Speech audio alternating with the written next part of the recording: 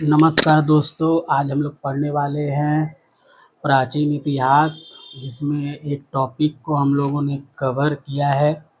ठीक है, हम लोगों ने इतिहास यानी कि प्राचीन भारत के इतिहास को जानने के कुछ स्रोतों को हम लोगों ने प्रयास किया है, जिसके अंतर्गत हम लोगों ने अगले वीडियो में यानी कि पिछले वीडियो में हम लोगों ने स्रोत को जानने का प्रयास किया। स्रोत में हम लोगों ने पुरातात्विक स्रोत को कंप्लीट कर लिया है। आप लोग जा कर के उसको देख लीजिएगा उस वीडियो को। आज हम लोग साहित्यिक स्रोत को पढ़ने वाले हैं। ठीक है, तो आइए हम लोग साहित्यिक स्रोत को पढ़ेंगे। तो आइए आज हम लोग साहित्यिक स्रोत को पढ़ते हैं। तो हमारा जो साहित्यिक स्रोत है वो दो भागों में बटा हुआ है। ठीक है, एक है हमारा धार्मिक और दूसरा है लौकिक यानी कि गैर धार्मिक। ठीक है, एक हो गया हमारा धार्मिक, दूसरा है लौकिक या गैर धार्मिक। ठीक है, तो आज हम लोग धार्मिक को देखेंगे। ठीक है, तो धार्मिक में हमारा क्या है, पहले हम सबसे धार्मिक को देखेंगे। धार्मिक में हमारा क्या क्या आ जाएगा, तो वैदिक साहित्य आ जाएगा, ब्राह्मण ग्रंथ आ जाएंगे, उपनिषद, स्मृति, पुराण, महाकाव्य और वेदांग आ जाएंगे। ये सारे धार्मिक में आ जाएंगे। ठीक है, और धार्मिक में एक आ जाएगा हमारा बौद्ध साहित्य आ जाएगा और जैन साहित्य आ जाएगा। ठीक है, तो आइए हम लोग बौद्ध साहित्य को हम लोग देख लेते हैं। ये जो हमारा जो ये वाला जो धार्मिक स्रोत में है, ये वाला हम लोग आगे पढ़ेंगे। ठीक है, जब हम लोग वैदिक युग पढ़ेंगे तो उस समय इसको कवर कर लेंगे। अभी हम लोग बौद्ध साहित्य को हम लोग एक एक करके देखेंगे। ठीक है, तो आइए बौद्ध साहित्य को हम लोग पढ़ते हैं। बौद्ध साहित्य में हमारा हो गया प्राचीन, ये जो बौद्ध साहित्य ये प्राचीन भारत इतिहास को जानने में बौद्ध साहित्य का महत्वपूर्ण स्थान है। ठीक है, बौद्ध साहित्य के माध्यम से हम लोग प्राचीन भारत के इतिहास को हम लोग जानते हैं। ठीक है, और बौद्ध साहित्य में सबसे प्राचीन साहित्य कौन सा है, तो त्रिपिटक। ठीक है, त्रिपिटक में हमारा हो जाएगा एक सुक्त पिटक, दूसरा विनय पिटक, तीसरा अभिधम पिटक। ठीक है, तो सुक्त पिटक में क्या है कि बुद्ध के जो भी शिक्षाएं हैं, जो बुद्ध की जो भी शिक्षाओं का संग्रह है, इसमें सुक्त पिटक में मिलेगा। ठीक है, और विनय पिटक में नियम की बात कही गई है। ठीक है, नियम की बात कही है। गौतम बुद्ध के शिष्य उपाली द्वारा विनय पिटक का जो भी बातें हैं उसको लिखा गया है, और इसमें विनय गौतम बुद्ध के जो शिष्य उपाली उसका इसमें कुछ प्रमाण मिलता है। ठीक है, यूँ कहें कि गौतम बुद्ध के शिष्य के द्वारा विनय पिटक की संकलन की गई है या इसको लिखा गया है। यहाँ तक क्लियर है। उसके बाद देखिए अभिधम पिटक में क्या है कि बौद्ध धर्म का जो भी दर्शन है उसका वर्णन किया गया है। ठीक है, बौद्ध धर्म का दर्शन अभिधम पिटक में मिलेगा, यानी कि बौद्ध धर्म का दर्शन को दिया गया है अभिधम पिटक में। यहाँ तक क्लियर है। पिटक का मतलब क्या होता है, पिटक का मतलब होता है पिटारा। ठीक है, या टोकरी। ठीक है, मैंने कौन सा टोकरी, तो ज्ञान का टोकरी या ज्ञान का पिटारा। यहाँ तक क्लियर। उसके बाद देखिए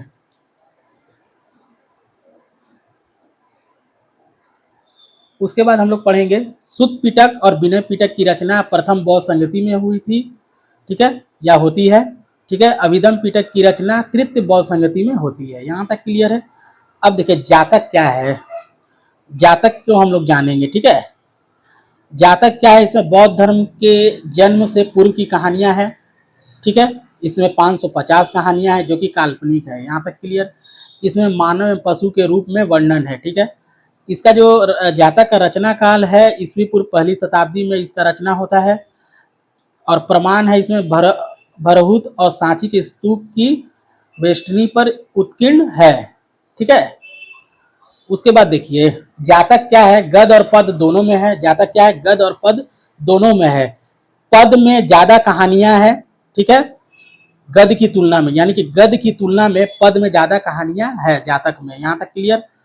अब देखिए प्राचीन बौद्ध या बौद्ध साहित्य जो है पाली भाषा में है। ठीक है, विशुद्धिमग्ग क्या है, इसको हम लोग जानेंगे। विशुद्धिमग्ग जो है बुद्ध घोष द्वारा रचित है। ठीक है, हीनयान शाखा से संबंधित है विशुद्धिमग्ग। बौद्ध सिद्धांत का प्रमाणिक ग्रंथ है ये विशुद्धिमग्ग। ठीक है, यहाँ तक क्लियर। उसके बाद देखिए बौद्ध ग्रंथों को ईस्वी पूर्व दूसरी शताब्दी में श्रीलंका में संकलित किया गया है। ठीक है, जो भी मतलब हमारे बौद्ध ग्रंथ हैं इसको ईस्वी पूर्व दूसरी शताब्दी में श्रीलंका में संकलित किया गया था। ठीक है, उसके बाद देखिए दीपवंश और महावंश। ठीक है, दीपवंश और महावंश ये दोनों क्या है, बौद्ध साहित्य है। ठीक है, इसका जो रचना काल है चौथी पांचवी शताब्दी में है। ठीक है, और दीपवंश महावंश से हमें क्या सूचना मिलता है, तो मौर्य वंश के बारे में हमें जानकारी मिलती है दीपवंश और महावंश से। ये बौद्ध साहित्य है ये दोनों, दीपवंश और महावंश। उसके बाद देखिए मिलिंद पन्नो। ठीक है, ये एक वार्तालाप है। देखिए मिलिंद पन्नो या मिलिंद ग्रंथ के नाम से हम लोग जानते हैं, ये पाली भाषा में है। मिलिंद पन्नो नागसेन और यूनानी शासक मिनांडर के मध्य वार्तालाप का संकलन मिलिंद पन्नो में किया गया है। ठीक है, उसके बाद है आर्य मंजश्री मूल कल्प। ठीक है, आर्य मंजश्री मूल कल्प ये क्या है, ये भी एक बौद्ध साहित्य है जो गुप्त शासकों की जानकारी देता है। ठीक है, ये पाली भाषा में है, आर्य मंजूश्री मूल कल्प। ठीक है, ये जो आर्य मंजश्री मूल कल्प है ये पाली भाषा में है, इसमें गुप्त शासकों की जानकारी मिलती है और ये बौद्ध साहित्य है। यहाँ तक क्लियर है। उसके बाद देखिए अंगुत्तर निकाय।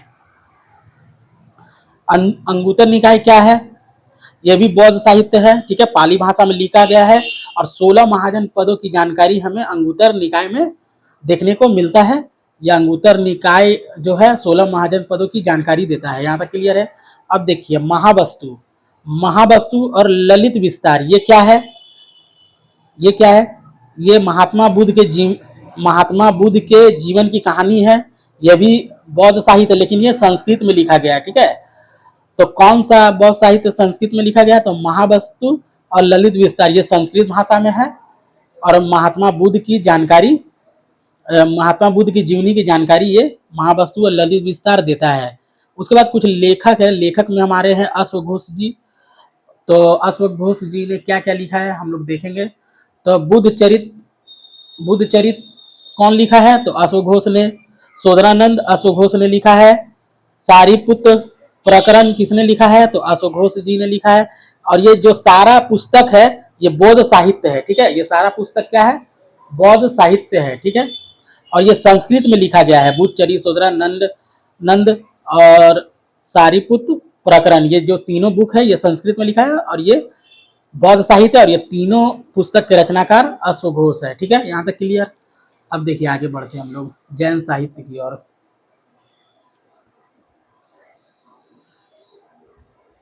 देखिए जैन साहित्य, जैन साहित्य को हम लोग आगम या सिद्धांत कहते हैं। 12वां अंग महत्वपूर्ण है। जैन साहित्य का जो 12वां अंग है वो बहुत महत्वपूर्ण है और जैन साहित्य प्राकृत भाषा में लिखा हुआ है। ठीक है, अब देखिए यहाँ पे,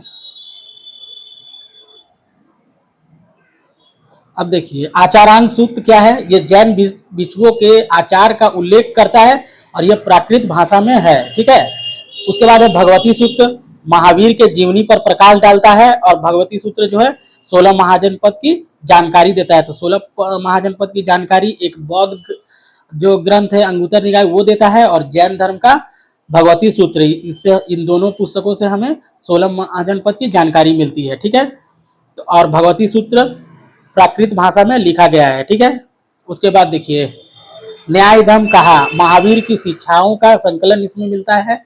ठीक है, उसके बाद देखिए आगम के भी उपभाग है जिन्हें नियुक्त, चुन्नी या टीका कहा जाता है। इन आगमों को संकलित करने के लिए वल्लभी में 513 या 526 ईस्वी में क्या किया जाता है, सभा का आयोजन किया जाता है। वल्लभी कहाँ है, गुजरात में। ठीक है, उसके बाद देखिए परिशिष्ट पर्व क्या है।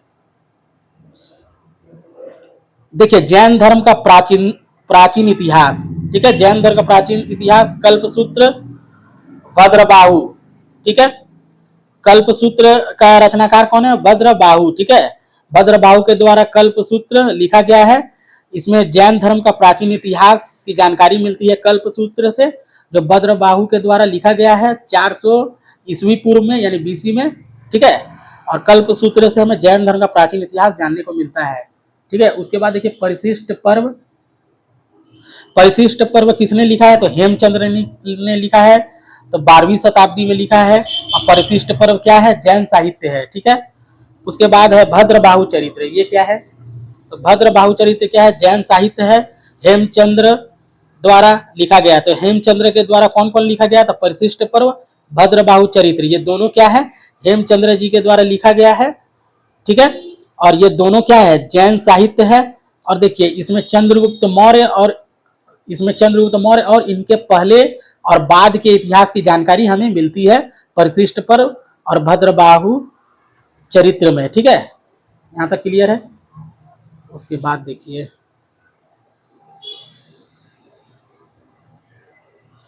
अब देखिए पूर्व मध्यकाल के जैन ग्रंथ या साहित्य, जो भी पूर्व मध्यकाल के जैन ग्रंथ या साहित्य वो संस्कृत में है। ठीक है, ये सारे पुस्तक क्या है? संस्कृत में है। कौन कौन सा है? तो देखिए सम्रादित्य कथा है, उसके बाद मूर्खयान है, उसका कथा कोश है, उसका आदि पुराण है, उत्तर पुराण है। ठीक है, ये जो सारे पुस्तक हैं ये संस्कृत में है। ठीक, तो देखिए सम्रादित्य कथा और मूर्खयान जो है ये हरिभद्र सूरी द्वारा लिखा गया है। ठीक है, उसके बाद देखिए 3 पुस्तकें हैं। एक है हमारा कौन? सम्रादित्य कथा, मूर्खयान, कथा कोश। ठीक है, सम्रादित्य कथा, मूर्खयान। तो देखिए सम्रादित्य कथा हो गया, मूर्खयान हो गया, कथा कोश हो गया। ये जो तीनों है हरिभद्र सूरी के द्वारा लिखा गया है और तीनों पुस्तक संस्कृत में है। ठीक है, उसके बाद देखिए इस पुस्तक में उस समय का जो समय का सामाजिक एवं धार्मिक जीवन के बारे में जानकारी मिलता है। यहाँ तक क्लियर है? ठीक है, यहाँ तक क्लियर है ना कि ये जो सम्रादित्य हो गया, देखिए सम्रादित्य कथा, मूर्खयान, कथा कोश, ये हरिभद्र सूरी के द्वारा लिखा गया है। और ये जो सारे पुस्तकें हैं जैसे आदि पुराण। ठीक है, आदि पुराण को किसने लिखा है? तो जिनसेन ने लिखा है। उत्तर पुराण को गुणभद्र ने लिखा है। और याद रखिएगा ये जो सारे पुस्तक हैं ये संस्कृत में है। ठीक है, और ये जो सारे पुस्तक हैं इन पुस्तकों में उस समय के सामाजिक एवं धार्मिक जीवन के बारे में जानकारी मिलती है। ठीक है, ठीक है, पूर्व मध्यकाल के जो भी देखिए पूर्व मध्यकाल के जो भी घटनाएं हैं उनके सामाजिक जीवन और धार्मिक जीवन के बारे में हमें जानकारी इसी पुस्तक से मिलती है। यहाँ तक क्लियर है। अब देखिए लौकिक साहित्य में हम लोग क्या पढ़ेंगे। हम लोगों ने लौकिक साहित्य में अभी हम लोगों ने धार्मिक जो साहित्य उसको पढ़ा, अब हम लोग लौकिक साहित्य पढ़ने जा रहे हैं। लौकिक साहित्य का मतलब होता है गैर धार्मिक साहित्य। ठीक है, तो आइए हम लोग इसको स्टार्ट करते हैं। ठीक है, नजर आ रहा होगा आप लोग को। तो लौकिक साहित्य या गैर धार्मिक साहित्य में कौन आ जाएगा? तो देखिए इसका एक कैटेगरी है गैर धार्मिक साहित्य में। एक होता है ऐतिहासिक साहित्य, दूसरा अर्ध ऐतिहासिक, तीसरा जीवनी। इन तीनों के माध्यम से जो है गैर धार्मिक साहित्य को बांटा गया है। ठीक है, और ये जो तीनों जो है इसमें राजनीतिक एवं सांस्कृतिक इतिहास की जानकारी मिलती है। ठीक है, इसी जो गैर धार्मिक साहित्य है इसमें एक है ऐतिहासिक साहित्य हो जाएगा, एक अर्ध ऐतिहासिक हो जाएगा, दूसरा जीवनी। ठीक है, इन तीनों के माध्यम से हमें राजनीतिक एवं सांस्कृतिक इतिहास की जानकारी हमें मिलती है। ठीक है, अब 1 नंबर जो पुस्तक है हमारा वो है अर्थशास्त्र। अर्थशास्त्र चाणक्य, कौटिल्य या विष्णुगुप्त ने लिखा है। एक ही नाम है तीनों का। ठीक है, और ये ऐसा माना जाता है कि भारत का प्रथम राजनीतिक ग्रंथ है। इसकी तुलना मैकियावेली से की जाती है। मैकियावेली से इसकी तुलना की जाती है अर्थशास्त्र की। ठीक है, अब देखिए अर्थशास्त्र की कुछ विशेषता है उसको हम लोग देखेंगे।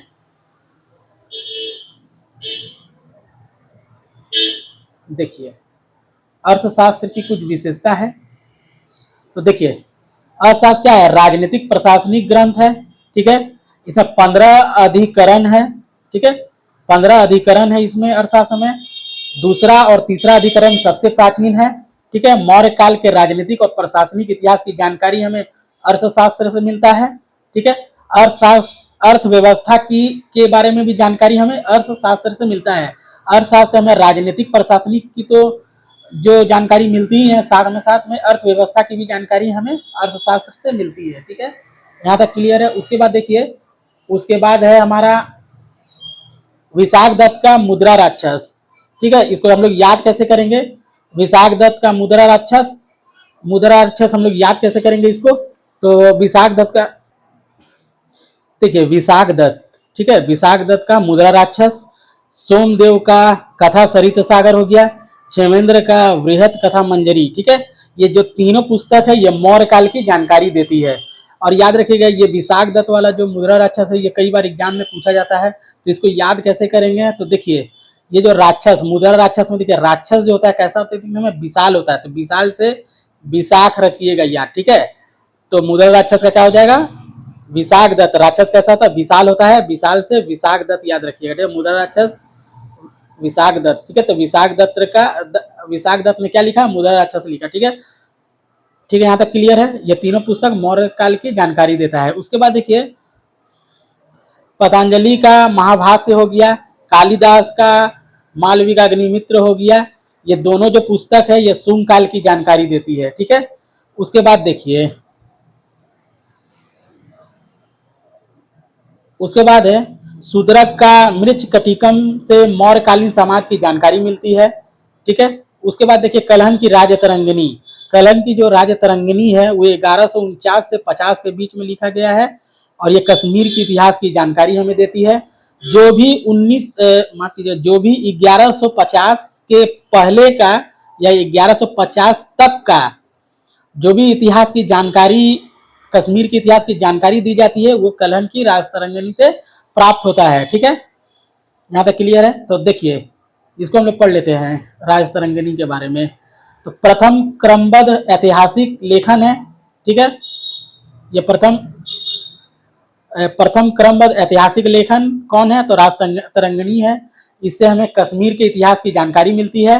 ठीक है, उसके बाद देखिए 1150 के बाद कश्मीर का इतिहास जॉन राज एवं श्रीवर द्वारा लिखा गया। ठीक है, तो 1150 तक की जो जानकारी है वो कलहन की राजतरंगिनी से प्राप्त होता है, और 1150 के बाद जिन्होंने कश्मीर का इतिहास लिखा वो है जॉन राज और श्रीवर। यहाँ तक क्लियर है। उसके बाद देखिए,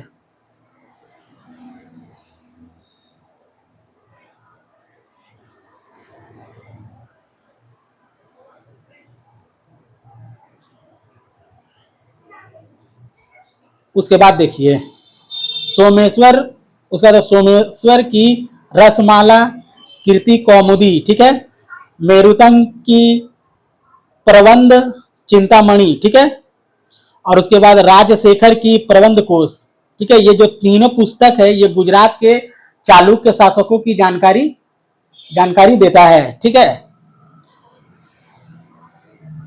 ये जो हमारा सोमेश्वर की रसमाला हो गया, कृति कौमुदी हो गया, मेरुतंग की प्रबंध प्रबंध चिंतामणि हो गया, या राजशेखर की प्रबंध कोश हो गया, जो तीनों पुस्तक ये गुजरात के चालुक्य शासकों की जानकारी हमें इन तीनों पुस्तकों से प्राप्त होता है। ठीक है, और प्रबंध चिंतामणि जो पुस्तक है वो अर्थशास्त्र पर टीका है। ठीक है, यानी कि प्रबंध चिंतामणि अर्थशास्त्र पर टीका है, इसको याद रखिएगा।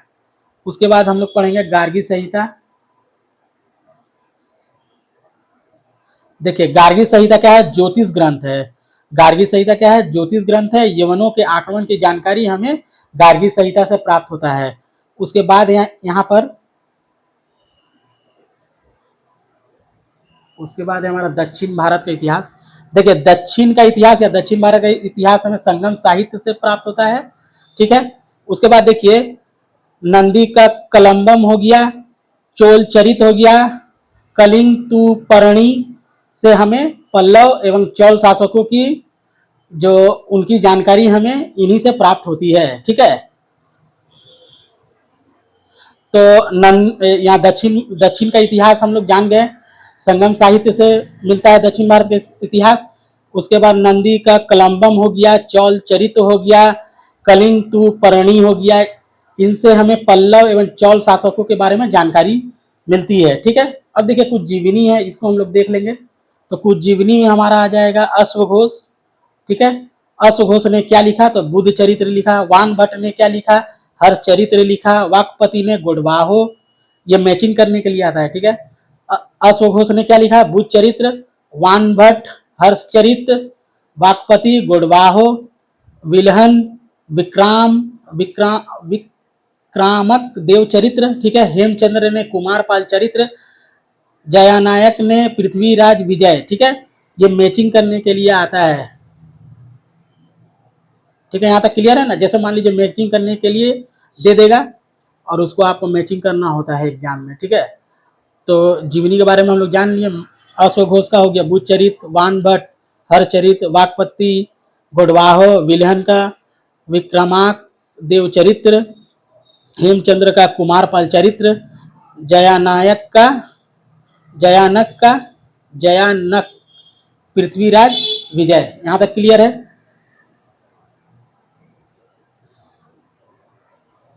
यहाँ तक क्लियर है, ठीक है। उसके बाद हम लोग विदेशी विवरण को हम लोग पढ़ेंगे, ठीक है। तो आई होप हम लोग फिर नेक्स्ट वीडियो में हम लोग आगे मिलते हैं। तब तक के लिए धन्यवाद।